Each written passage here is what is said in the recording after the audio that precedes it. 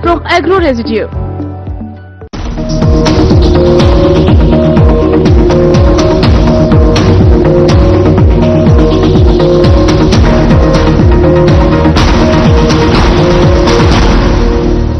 नमस्कार, खबर राजस्थान देख रहे हैं आप। मैं हूं आपके साथ भावना त्रिपाठी। रुख करेंगे प्रदेश की तमाम बड़ी खबरों की ओर। प्रधानमंत्री नरेंद्र मोदी ने सोमवार को जयपुर स्थित जेईसीसी में rising Rajasthan global investment summit के भव्य उद्घाटन समारोह को संबोधित किया। इस दौरान उन्होंने कहा कि भारत रिफॉर्म, परफॉर्म और ट्रांसफॉर्म के मंत्र पर चलते हुए हर क्षेत्र में विकास कर रहा है। उसे लेकर दुनिया भर के निवेशकों में उत्साह का माहौल है। उन्होंने कहा कि आजादी के 7 दशक के बाद भी भारत दुनिया की 11वीं इकोनॉमी था, लेकिन बीते 10 सालों में हमने 11वीं से 5वीं सबसे बड़ी इकोनॉमी बनने का सफर तय किया है। इस दौरान हमारी अर्थव्यवस्था का आकार, कुल निर्यात और एफडीआई भी करीब 2 गुना हो गया है। इसके साथ ही उन्होंने कहा कि हमने बीते 10 साल में आधारभूत ढांचे पर खर्च भी करीब 2 ट्रिलियन से बढ़कर 11 ट्रिलियन रुपए तक पहुंचा दिया। डेमोक्रेसी, डेमोग्राफी, डेटा और डिलीवरी की ताकत दुनिया देखेगी। प्रधानमंत्री ने कहा कि भारत की सफलता में डेमोक्रेसी, डेमोग्राफी, डिजिटल डेटा और डिलीवरी की पावर की अहम भूमिका है और आने वाले समय में दुनिया इनकी असली ताकत देखने वाली है।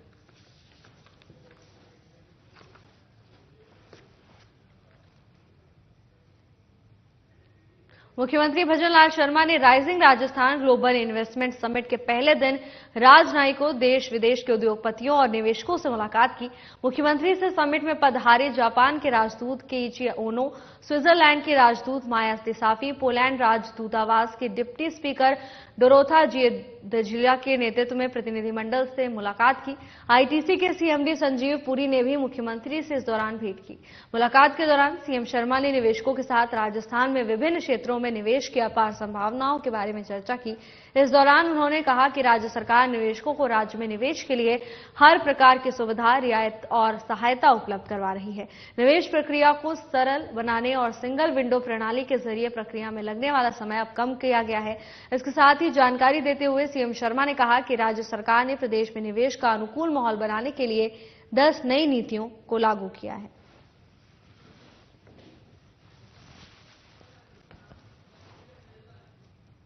राजस्थान विधानसभा अध्यक्ष वासुदेव देवनानी से पोलैंड के डिप्टी स्पीकर डोरोटा निडीजिला से सोमवार को सीतापुरा स्थित जेईसीसी में चल रहे global investment summit rising Rajasthan में मुलाकात हुई।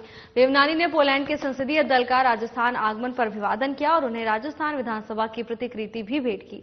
इस दौरान विधानसभा अध्यक्ष देवनानी और निडजिला का संसदीय व्यवस्थाओं, परंपराओं, नियमों, सदस्य संख्या और उनकी व्यवस्था और संसदीय समितियों की कार्य व्यवस्था पर विस्तार से चर्चा की गई। देवनानी को निडजिला ने पोलैंड के पार्लियामेंट में सदस्यों की संख्या, वहां की कार्य व्यवस्था के साथ संसदीय समितियों के द्वारा किए जाने वाले कार्यों और उनके शासन में महत्वता के बारे में जानकारी दी।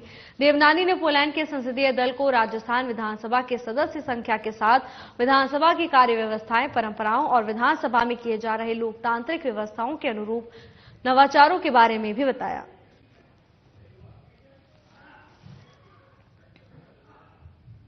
केंद्रीय नवीन और नवीनीकरणीय ऊर्जा मंत्री प्रहलाद जोशी ने सोमवार को जेईसीसी में राइजिंग राजस्थान समिट के तहत सतत ऊर्जा पर आधारित अर्थव्यवस्था की ओर बढ़ते कदम विषय पर सत्र को संबोधित किया। इस दौरान प्रहलाद जोशी ने कहा कि आज राजस्थान में ऊर्जा क्षेत्र में निवेश की अपार संभावनाएं हैं। उन्होंने कहा कि प्रधानमंत्री नरेंद्र मोदी की नीतियों से भारतीय अर्थव्यवस्था में अंतर्राष्ट्रीय निवेशकों का भरोसा मजबूत हुआ है। पूरा विश्व भारत की तरफ आशा भरी निगाहों से देख रहा है। केंद्रीय मंत्री ने कहा कि वर्ष 2032 तक देश की ऊर्जा मांग दोगुनी हो जाएगी। ऐसे में केंद्र सरकार नवीकरणीय ऊर्जा उत्पादन को बढ़ावा देने में जुटी है। साल 2030 तक गैर जीवाश्म आधारित स्रोतों से 500 गीगावाट ऊर्जा क्षमता के लक्ष्य की प्राप्ति में राजस्थान एक बड़ी भूमिका निभाएगा। उन्होंने rising Rajasthan global investment summit जैसे महत्वाकांक्षी आयोजन के लिए मुख्यमंत्री भजन लाल शर्मा की दूरदर्शिता की सराहना की और कहा कि इस समिट के माध्यम से राजस्थान, गुजरात और महाराष्ट्र के बाद देश का तीसरी सबसे बड़ा आर्थिक और औद्योगिक रूप से विकसित राज्य बनने जा रहा है।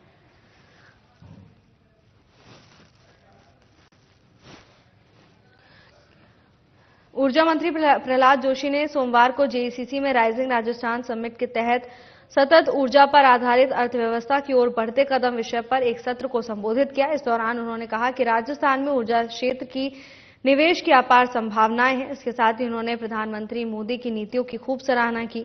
उन्होंने कहा कि प्रधानमंत्री की नीतियों से भारतीय अर्थव्यवस्था में अंतर्राष्ट्रीय निवेशकों का भरोसा मजबूत हुआ है।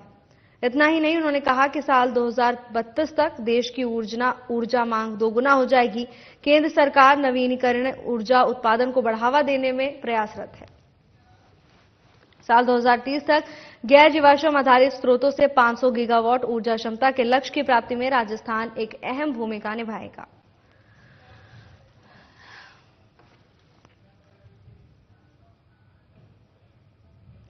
यूरोप में रहकर राजस्थानी और भारतीय संस्कृति के प्रचार प्रसार के लिए जाने वाली दौसा की बहू धोली मीरा ने यूरोप में स्नेह मिलन समारोह आयोजित किया, जिसमें विदेशी लोग और भारतीय समुदाय के लोगों ने बढ़ चढ़कर हिस्सा लिया। धोली मीरा ने बताया कि यूरोपियन देश पोलैंड, माल्टा और मध्य अमेरिकी देश पनामा के लोग उपस्थित रहे। धोली ने विदेशी महिलाओं को दाल बाटी बनाना भी सिखाया। धोली ने बताया कि उन्होंने विदेशी मेहमानों और भारतीय समुदाय के लोगों को पारंपरिक भारतीय व्यंजन दाल बाटी परोसा। विदेशी महिलाओं ने धोली मीना से रोटी बनाना भी सीखा। धोली मीना ने बताया कि पोलैंड देश की नतालिया करदास, जो कि योग गुरु हैं, कार्यक्रम में उपस्थित रही। नतालिया ने भारतीय व्यंजनों की जमकर तारीफ की और कहा कि यूरोपियन लोगों और भारतीय समुदाय के लोगों ने स्नेह मिलन कार्यक्रम आयोजित करने के लिए धोली मीना का आभार व्यक्त किया।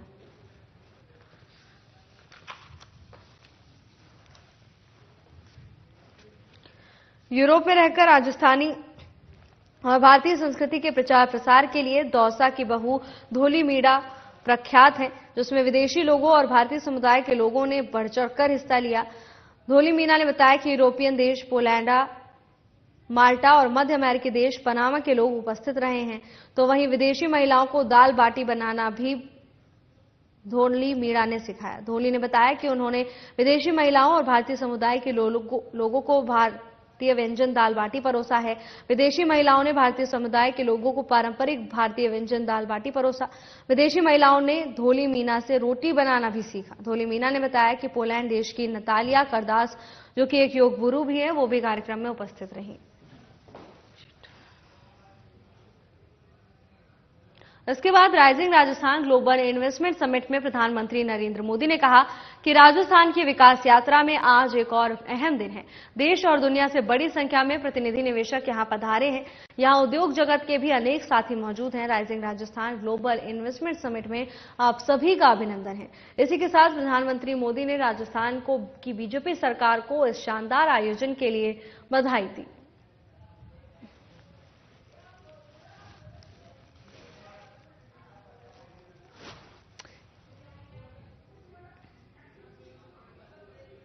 राजस्थान के सीएम भजनलाल शर्मा ने रविवार को भारतीय उद्योग परिसंघ यानी सीआईआई की नेशनल काउंसिल के सदस्यों को इंटरेक्शन के दौरान संबोधित किया। उन्होंने कहा कि राइजिंग राजस्थान समिट के आयोजन में सीआईआई ने महत्वपूर्ण भूमिका निभाने के साथ ही निवेशकों और राज्य सरकार के बीच एक मजबूत सेतु का कार्य किया है। इन्होंने अपने संगठनात्मक कौशल से ऐसे समिट को ऐसा प्लेटफॉर्म बना दिया है जहां विचारों का आदान प्रदान, साझेदारी और भविष्य के विकास की एक मजबूत नींव रखी जा सकती है।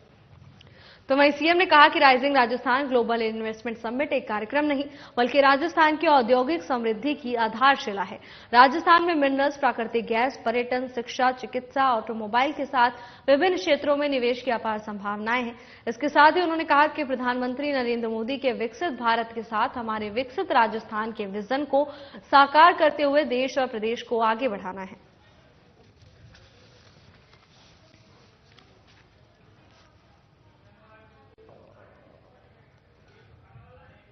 टोंक में बीजेपी के जिला संगठन पर्व को लेकर बैठक आयोजित की गई। बैठक में प्रदेश से आए संगठन पर्व के जिला प्रभारी हरींद्र शर्मा और बीजेपी प्रदेश कोषाध्यक्ष पंकज गुप्ता का जिला अध्यक्ष अजीत सिंह मेहता ने दुपट्टा पहनाकर उनका भव्य स्वागत किया। बैठक में मंडल स्तर पर आयोजित संगठन पर्व को लेकर जिलाध्यक्ष ने प्रस्तावना रखी। मेहता ने कहा कि टोंक के 25 में से 15 मंडलों में बूथ समितियों का गठन हो चुका है और शेष भी अगले 1 या 2 दिन में पूरी होकर बूथ संरचना का कार्य पूरा हो चुका है। जिले में 1099 बूथों में ये कार्य निरंतर प्रक्रिया से होता हुआ पूर्ण होने के करीब है। तो वहीं जिलाध्यक्ष ने कहा कि कार्यकर्ताओं ने अपनी पूरी मेहनत से कार्य किया है और संगठन पर्व पार्टी का महत्वपूर्ण कार्य हो चुका है। पार्टी ने देश भर में 12 करोड़ सदस्य बना लिए हैं और हम विश्व के सबसे बड़ी राजनीतिक दल के रूप में कार्य कर रहे हैं। सक्रिय सदस्यता में भी हम निरंतर कार्य कर रहे हैं।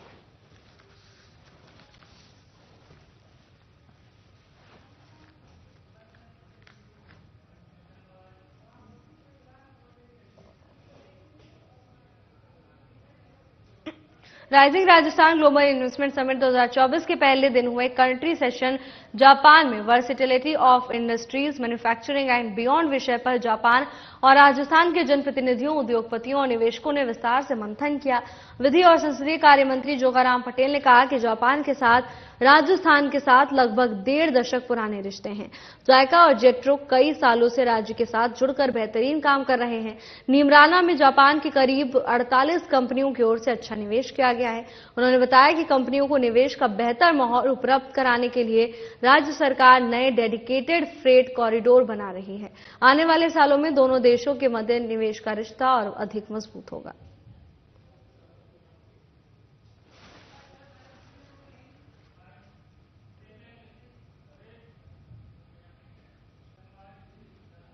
एक छोटे से ब्रेक के लिए रुकेंगे, जल्द हाजिर होंगे ब्रेक के बाद।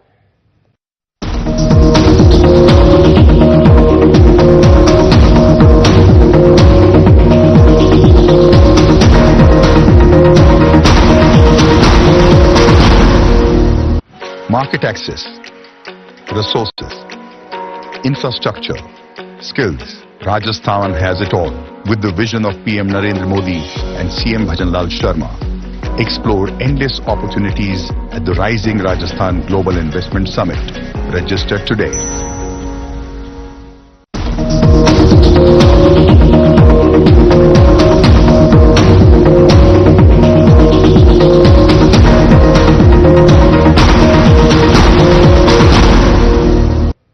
प्रदेश के गृह राज्य मंत्री जवाहर सिंह बेड़म ने राजसमंद जिला पुलिस अधीक्षक कार्यालय में पुलिस अधिकारियों के साथ बैठक की और जिले की कानून व्यवस्था की स्थिति पर गहन समीक्षा की। बैठक में कुंभलगढ़ विधायक सुरेंद्र सिंह राठौड़ और राजसमंद विधायक दीप्ति माहेश्वरी भी उपस्थित रहीं। साथ ही जिला collector Balkumund Asawa, SP Manish Tripathi, additional SP Mahendra Parik सहित समस्त पुलिस उपाधीक्षक इस दौरान मौजूद रहे। गृह राज्य मंत्री बेड़म ने विभिन्न अपराधों जैसे लूट, हत्या, डकैती, मारपीट, चोरी, मादक पदार्थों की तस्करी, मानव तस्करी और आदि के प्रकरणों की समीक्षा की। इसके साथ ही महिलाओं के विरुद्ध होने वाले कई प्रकार के अपराध में दर्ज प्रकरण की स्थिति को देखा। साथ ही साइबर क्राइम को लेकर भी विशेष रूप से सजग रहने और लोगों को जागरूक करने के लिए निर्देश दिए गए। इसी प्रकार से बैठक में सड़क हादसों और उनकी रोकथाम के उपायों, आपराधिक घटनाओं पर कड़ी निगरानी और त्वरित कार्रवाई को लेकर भी निर्देश दिए गए। तो वहीं महिलाओं और बच्चों की सुरक्षा के लिए विशेष रूप से सजग रहने पर जोर दिया गया। इसके साथ ही पुलिस संसाधनों और जनशक्ति को मजबूत करने के मुद्दे पर भी चर्चा की गई।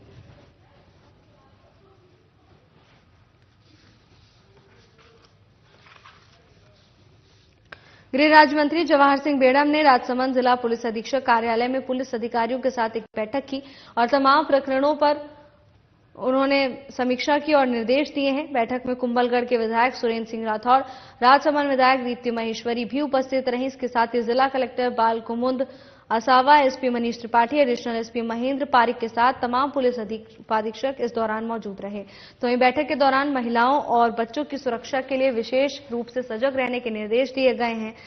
महिलाओं के विरुद्ध होने वाले कई प्रकार के अपराध में दर्ज प्रकरण की स्थिति को भी उन्होंने देखा है। तो वहीं साइबर क्राइम को लेकर भी लोगों को जागरूक करने के निर्देश दिए हैं। इसके साथ ही आपराधिक घटनाओं पर कड़ी निगरानी और तुरंत कार्रवाई करने को लेकर भी गृह राज्य मंत्री जवाहर सिंह ने अधिकारियों को निर्देश दिए हैं। प्रदेश में कानून व्यवस्था को बेहतर करने के लिए गृह राज्य मंत्री जवाहर सिंह बेड़म ने पुलिस अधिकारियों के साथ बैठक की। बैठक के दौरान कार्य प्रणाली को लेकर चर्चा की गई। अपराधों पर अंकुश लगाने के लिए इस बैठक का आयोजन किया गया। विधानसभा अध्यक्ष वासुदेव देवनानी और केंद्रीय कृषि राज्य मंत्री भागीरथ चौधरी ने अजमेर रेलवे स्टेशन पर राज्य सरकार की मुख्यमंत्री वरिष्ठ नागरिक तीर्थ यात्रा योजना के तहत तिरुपति बालाजी की ट्रेन को हरी झंडी दिखाकर रवाना किया। इस ट्रेन में 780 यात्री तिरुपति बालाजी की यात्रा पर गए। इनमें अजमेर संभाग के 293 यात्री शामिल हैं। अजमेर रेलवे स्टेशन पर मुख्यमंत्री वरिष्ठ नागरिक तीर्थ यात्रा योजना की ट्रेन को रवाना करने के बाद विधानसभा अध्यक्ष वासुदेव देवनानी ने कहा कि बुजुर्गों को तीर्थ यात्रा कराना एक पुनीत कार्य है। राज्य सरकार को इसके लिए बधाई दी जानी चाहिए। राजस्थान सरकार ने प्रदेश के 30,000 वरिष्ठ नागरिकों को ट्रेन से और 6,000 वरिष्ठ नागरिकों को हवाई जहाज से तीर्थ यात्रा कराने का निर्णय लिया है। यह निर्णय स्वागत योग्य है। हर व्यक्ति का सपना होता है कि वो अपने इष्ट के स्थान पर तीर्थ यात्रा के लिए जाए। सरकार उनका ये सपना पूरा कर रही है। उन्होंने देवस्थान विभाग को इसके लिए बधाई देते हुए कहा कि यात्रा सभी के लिए मंगलमय होगी।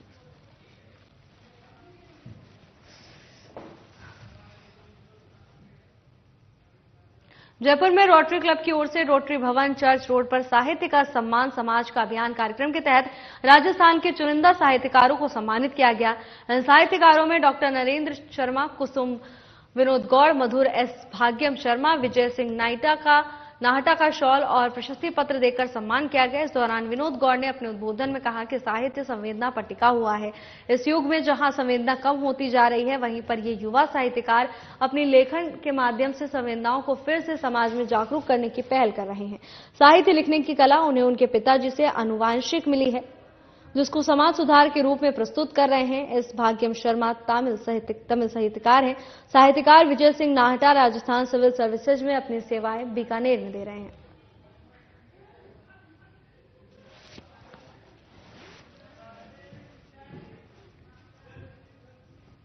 राजगढ़ थाना क्षेत्र अंतर्गत एक युवक को पुलिस में शिकायत करना और एक लूट के मामले में गवाही देने का विचार करना भारी पड़ गया। दरअसल 12 बटकोल चौकी से पानी की पाइपलाइन जोड़ने आई पुलिस ने एक परिवार के साथ सरेआम जमकर मारपीट की। पुलिस की ओर से मारपीट का वीडियो भी बनाया गया, जो सोशल मीडिया पर वायरल हो रहा है। बिलेटा गांव के निवासी महबूब खान ने पुलिस पर आरोप लगाया है। उनका कहना है कि पिछले महीने की 27 तारीख को गांव के युवक के साथ गांव के ही अन्य युवकों ने हजारों रुपए की लूट की थी। जिस लूट की वारदात को उसने देख लिया था, लेकिन किसी को बताया नहीं था। हालांकि आरोपी को डर था कि वो पुलिस में शिकायत दे देगा, जिसके चलते आरोपी महबूब खान को डरा धमका रहा था, जिसकी शिकायत पीड़ित महबूब खान ने पुलिस को दी। तो वहीं पीड़ित का कहना है कि इस मामले में पुलिस की साठगांठ है, जिसके चलते पुलिस मामले में कार्रवाई नहीं कर रही है।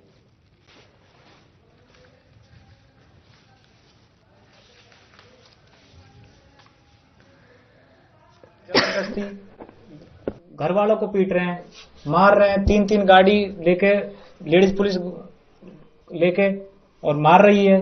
भाई को मारा, बीवी को मारा और बच्चों को मारा। क्योंकि सर वो वीडियो बना रहे थे। घटना एक ऐसी है कि 27/11/2024 को एक लूट की घटना हुई थी हमारे गांव में सर।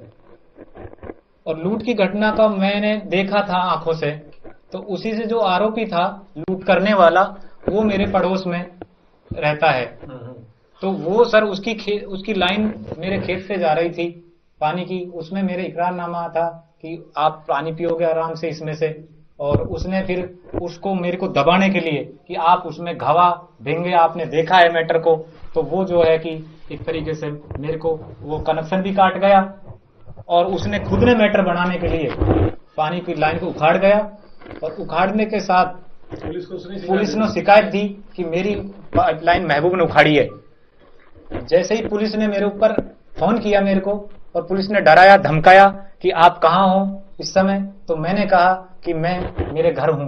तो पुलिस आई और पुलिस ने जो है कि जबरदस्ती मेरे घर में शाम को 7 बजे घुस गई।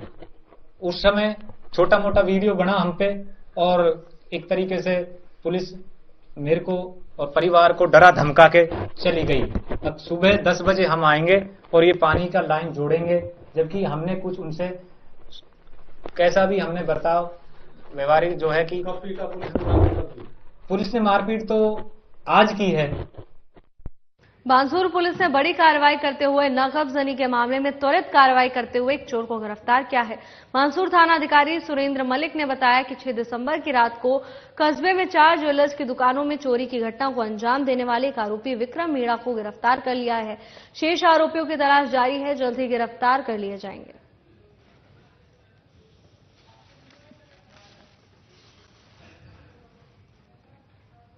जयपुर में चिकित्सा और स्वास्थ्य विभाग की प्रमुख शासन सचिव गायत्री राठौड़ ने रविवार को गांधीनगर स्थित शहरी आयुष्मान आरोग्य मंदिर में बच्चों को पोलियो की दवा पिलाकर उपराष्ट्रीय प्लस पोलियो अभियान का राज्य स्तरीय शुभारंभ किया।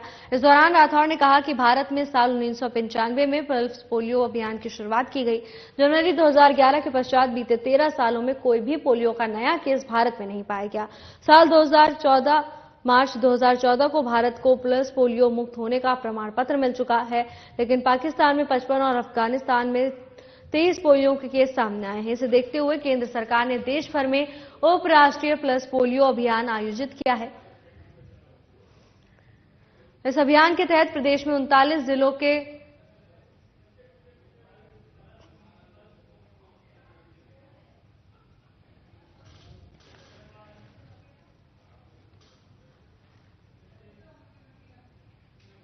कंबोडिया में 5 से 7 दिसंबर के बीच आयोजित हो रहे अंतर्राष्ट्रीय थ्रो बॉल टूर्नामेंट में भरतपुर की दिव्यांग पैरा एथलीट सोनिया चौधरी ने गोल्ड मेडल जीत लिया है। भारत की तरफ से प्रतिनिधित्व करते हुए भरतपुर जिले के उसेर गांव की बेटी और सांतरू गांव की बहू दिव्यांग पैरा एथलीट सोनिया चौधरी ने इस प्रतिस्पर्धा में बेहतरीन प्रदर्शन करते हुए स्वर्ण पदक जीतने के साथ ही बेस्ट प्लेयर का खिताब भी अपने नाम कर इतिहास रच दिया है। हौसले की उड़ान से पैरा एथलीट सोनिया चौधरी ने कंबोडिया में आयोजित थ्रो बॉल अंतर्राष्ट्रीय टूर्नामेंट में गोल्ड मेडल जीतने के साथ बेस्ट प्लेयर का खिताब भी अपने नाम किया। बता दें कि सोनिया चौधरी पैर से दिव्यांग है और हाल ही में 3 महीने पहले ही उन्होंने नन्ही बच्ची अग्नि चौधरी को जन्म दिया है, लेकिन जीतने का जुनून और हौसलों की उड़ान ने सभी कठिनाइयों को गले लगाते हुए श्रेष्ठ प्रदर्शन कर गोल्ड मेडल अपने नाम किया है।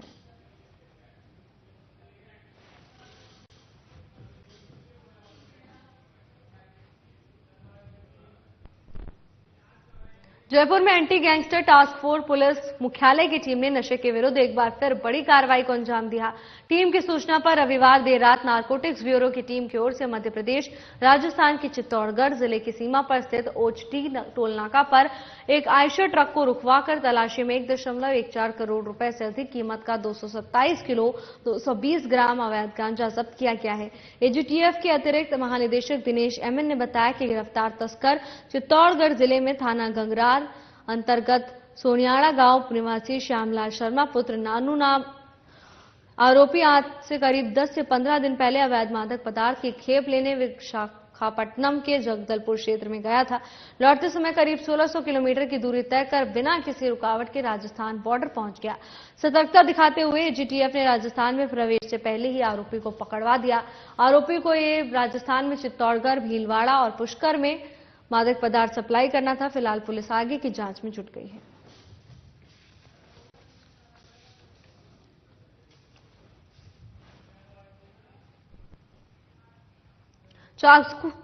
चाकसू कस्बे के वार्ड नंबर 15 आसुलाई में धर्म के प्रति जागरूक करने के लिए बाल विकास गुरु कुमारी निशु जांगिड़ की ओर से नन्हे मुन्ने बच्चों को धर्म का पाठ पढ़ने के लिए बाल विकास क्लास प्रत्येक रविवार को लगाई जा रही है। आपको बता दें कि श्री सत्य साई सेवा समिति भजन मंडली चाकसू की ओर से प्रत्येक रविवार को बाल विकास क्लास चलाई जाती है, जिसमें सत्य साई के प्रति अच्छी शिक्षा दी जाती है, जिसमें सेवा कार्य, भजन, वेद पाठ, नारायण सेवा आदि को लेकर बच्चों को मानसिक विकास किया जाता है।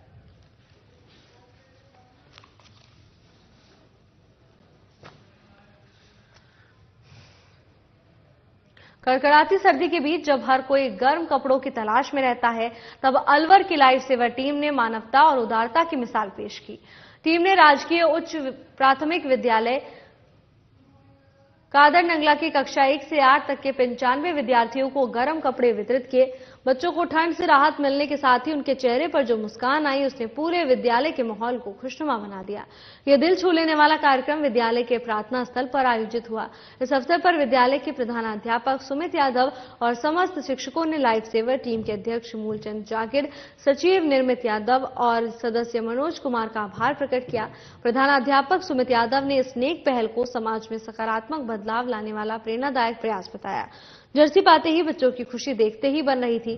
कोई अपनी नई जर्सी को सहलाता हुआ नजर आया तो कोई इसे पहनकर इतराता हुआ दिखाई दिया। बच्चों की इस खुशी ने हर किसी का दिल जीत लिया।